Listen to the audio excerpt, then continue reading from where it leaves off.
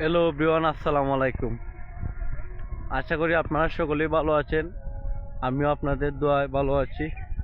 তো অনেক দিন পরে একটা ভিডিও নিয়ে আসার কারণ, এখন একটু বইসা ছিলাম, ভাবতেছিলাম একটা ভিডিও করি, আপনাদের মাঝে একটা ভিডিও দেই, আপনারা দেখে একটু এনজয় করবেন, মজা নেবেন, এইটাই আর কিছু না। তো দেখতেই পাচ্ছেন আমার পিছনে একটা নদী আছে, যে নদী আমরা বিজনা নদী বলি। বিজনা নদী এখন দেখেন শুকিয়ে গিয়েছে, একটুও পানি নেই, একেবারে শুকিয়ে গিয়েছে। যেই বিজনা নদী, মানে আমরা বিজনা নদীর তোল দেখতে পারি নাই, ওই বিজনা নদীর এখন তোল আমরা দেখতেছি। আপনারা দেখেন, যেই বিজনা নদীর তোল আমরা দেখতে পারি নাই, ওই বিজনা নদীর তোল এখন আমরা দেখতেছি। দেখেন একেবারে শুকিয়ে যাইতেছে।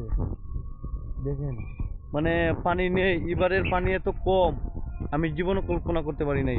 যে এই যেখানে আমার পিছনে দেখতে পারতেছেন, তো আমি এখন গাঙ্গের সাইডে আছি। সাইডে থেকে আমি আপনাদেরকে দেখাচ্ছি। দেখেন কত সুন্দর, মানে বিজনা নদী ছিল আগে, আর এখন দেখেন এখন কি হয়ে গেছে, মানে একটু পানিও নেই। এই যে বর্ষার কালে এইসব জায়গা সব পানিতে বইরা যায়। বর্ষার কালে যখন বর্ষা আসে, ডাঙ্গেতে প্রচুর পানি হয়, তখন এই সাইড আমি যে দিক দিয়ে হাঁটাছি, এই সাইড পুরোটা বইরা যায়। যখন বর্ষার সিজন আসে, যে সময় মেঘ আসে, তখন আমি যে দিক দিয়ে হাঁটতেছি এই দিক পুরাই লোড হয়ে যায় পানি। আর এখন দেখেন গাংটা পুরোই শুকিয়ে গিয়েছে, কোনো পানি নেই বলতেই সারে।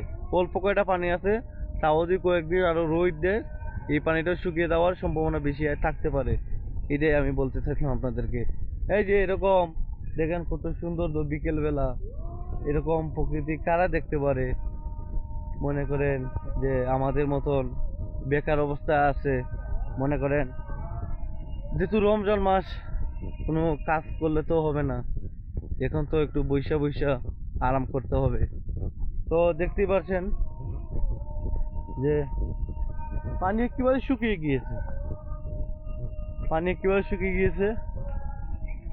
ওই যে দেখতে পাচ্ছেন যে আমার পিছনে আমার ছোট একটা ভাই আসছে, সাইদ ওর নাম। দেখতে পাচ্ছেন ও ছাগল নিয়ে আসছে, ওই মাঠে এখানে দেয় খাওয়ার জন্য ছাগলকে, এখানে ডিগরা মিগরা দেয়, ছাগল এখানে খায়।